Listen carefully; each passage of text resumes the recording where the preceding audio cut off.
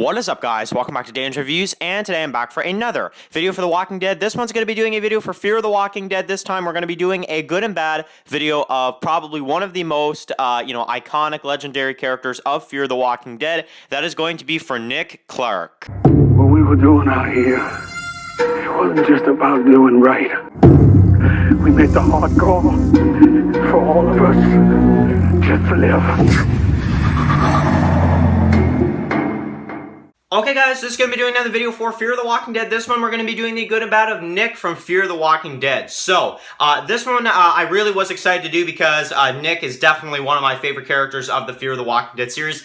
Even till now, honestly, even till now, I would have to say, I think Nick is definitely one of the best characters Fear the Walking Dead has had, because he really is the one that started this series. I mean, if you really look at it, he was the first character we ever saw in this series, and I'm really saddened to see that the actor wanted to leave. I really am. So, so this video as well, I think we might as well add to this as well. We have not done many good and bad videos for Fear the Walking Dead. We did one on Alicia, one on Daniel, and one for Nick, which I would say are three of the best, characters of Fear the Walking Dead. But definitely we have others we could definitely focus on. Maybe one for Madison, maybe one for Travis, something like that. Maybe in the near future as well. And maybe one for Troy as well, if we want to do that. So, Now, Nick is introduced in Season 1, Episode 1. He's in the opening scene of the series, which is, it's crazy to think that the character that we started with in the very first episode, the first scene we ever see, got killed in the 4th season. Like, I don't know, guys. It really drives me crazy, to be honest. But basically, we experience the beginning of the apocalypse through his perspective. We have Gloria. We have him who gets hit by the car, and he's kind of battling addiction here as well. And we have the beginning of the apocalypse as well. And he basically, as soon as he can, he escapes from the hospital because, he's telling them these stories. Everyone was dead, and they just don't simply believe him, They think it's, just the drugs talking, I guess. So, very crazy stuff. Definitely an interesting start to the series. And we have the death of basically, I guess, his drug dealer at the end of the first episode with him running him over with the truck. So, he was a walker, though, I gotta admit. And, Nick deciding to kill him in the first episode. What do I think about this? No. Bad decision. Absolutely. Bad decision to kill him.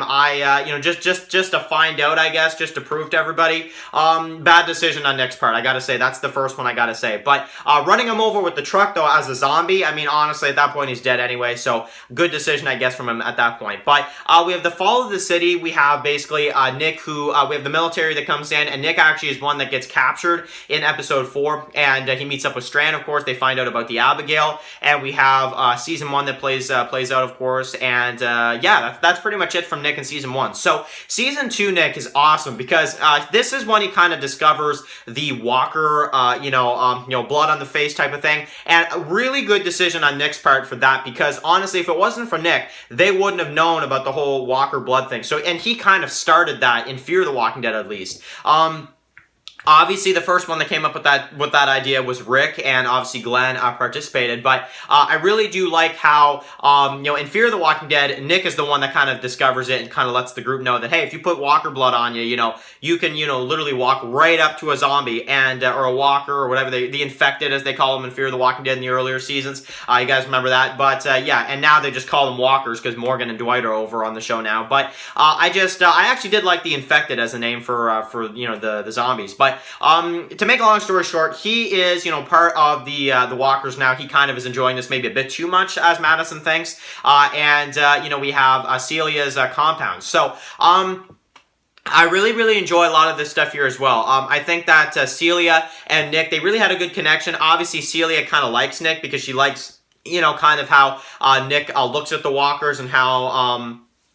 are they dead? Are they really dead? Or is there still a part of them that's alive? Him and Celia are kind of into that type of stuff with the walkers, trying to kind of figure it out. And Madison doesn't really like Celia too much, and she basically just kills her. And Nick's just like, at the end of the first half of season 2, he's like, screw this. Like, I'm on my own. Now, here's one bad decision from Nick, okay? I don't care how mad you are at Madison.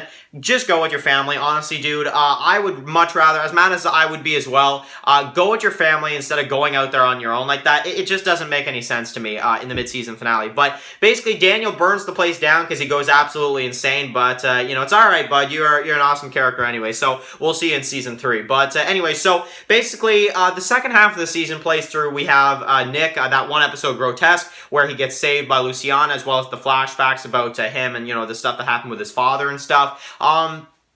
And I really liked it. I thought it was a really good episode for Nick's character. We have the introduction to him and you know, this new Colonia. We have him and Luciana that get together, and the guy, the leader, who's bit, I guess you could say. You know, I think that storyline went on a bit too long about him being bit and stuff. I'm like, all right, like, you know, it's time to wrap that up. But I really did like the stuff with this group at the supermarket who almost chop off his hand as well. And then later on, of course, actually attack the Colonia, and they have to go. So they basically decide to go to the border. And you know, we had the introduction to Troy's group, and you know, the decision to actually take the Colonia group to the border, I'm gonna say it's a good decision on Nick and Luciana's part, because what else were they gonna do? Like, honestly, the Colonia was gonna be attacked anyway, so honestly, it makes total sense. But in season 3, we have the death of Travis, we have the border stuff, we have Jake, Troy, all these new characters that are introduced, and Nick protects Luciana all the way through until they get to the ranch, so I appreciate that.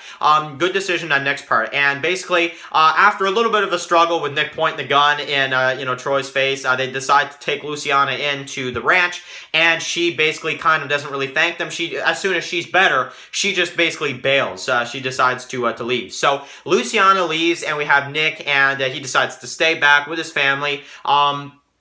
Good decision on Nick's part not to go after her like a dummy at the same time. You know, she made her choice, and honestly, yeah, that's that. You know, I think staying with your family, yeah, it makes sense in the end, it does. So, we have him and Jeremiah, of course. Now, the Jeremiah stuff, man, is it a good decision for Nick to kill Jeremiah for peace with Walker? Now, I have to say at this point, as messed up as it is, they made peace. So honestly, I don't agree with it, and I can't say if it's a good or bad decision. It's a bit of both, to be honest. It's a bad idea to kill the leader like that, and at the same time, and just to kill any kind of, you know, person like that, you know, just for peace with Walker, when honestly you could have done something different. But Madison was going to do it anyway, and you can tell Madison didn't exactly want to do it, because it seems like she's done a lot of stuff like this, you know, kind of before. So, you know, Nick kind of killed Jeremiah for Madison in a way, you also could say. So I'm still going to say more of a good decision, even though it was still crazy when Nick actually killed Jeremiah. Now, the friendship between him and Troy definitely goes a little far in season 3, but I like it. I like the dynamic with those two characters. Those two actors as well did a great job.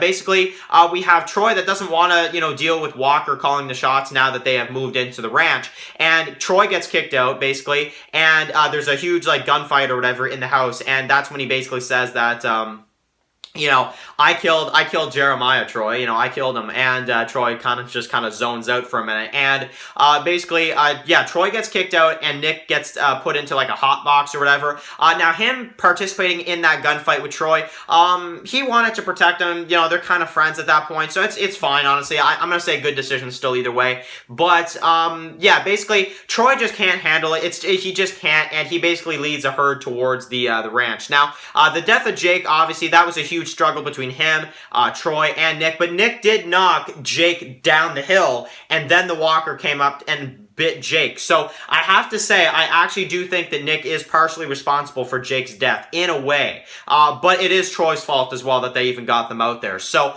I'm not going to blame Nick 100%, but definitely something to consider as well. But anyway, so we have the stuff with the ranch. Of course, the ranch, you know, has fallen, and we have the stuff between him and Troy at that place where they're all, like, drugged up and stuff, which was decent, you know, decent stuff. But honestly, I mean, get to business, honestly, guys. What are you doing? I don't know. But basically, he is a hero. You know, he decides to blow up the dam to save Madison, save Alicia, save Strand, and I like that. But they don't show how he gets out of there, and that's the thing, and that's when we go into season 4. So we have the stadium, we have Charlie who basically you know, tricks them, and we have Nick who you know, now Nick trusting Charlie, that's not his fault, honestly. That is nothing about that is his fault, honestly, but definitely crazy enough. And we had the time skip, the death of Madison. No decisions were really made here, but yeah, and then he just dies, you know, after, you know, growing a pretty good connection with Morgan. In the end, it kind of didn't matter, you know. So because him and Morgan, that whole thing didn't really go anywhere, you know. Them as, you know, as good friends, it really just didn't go anywhere. So I don't know. I really did like the stuff they were doing with Nick and Morgan, but it's really sad that it didn't go anywhere in the end. So, I want to hear your opinions about Nick's character in the comment section below. I definitely want to hear from you guys. What do you guys think of Nick Clark in the series all the way through? You know, Frank Delane, I think he did a great job. It's sad he wanted to leave, but definitely he did a great job as Nick, and we have to give credit where credit is due. I think Nick was a great character and a great, just character for the show overall. And we started this series with Nick, you could say. So, definitely, that's that as well. So, anyway, guys, thank you guys so much for watching this video. Write your comments in the comment section below. If you guys are new here, click the subscribe button so you don't miss any of my Fear the Walking Dead videos. Follow Dan's Walking Dead videos on Instagram, guys. And, of course, I'll see you guys really soon for another Fear the Walking Dead video. Enjoy the rest of your day, guys, and peace out.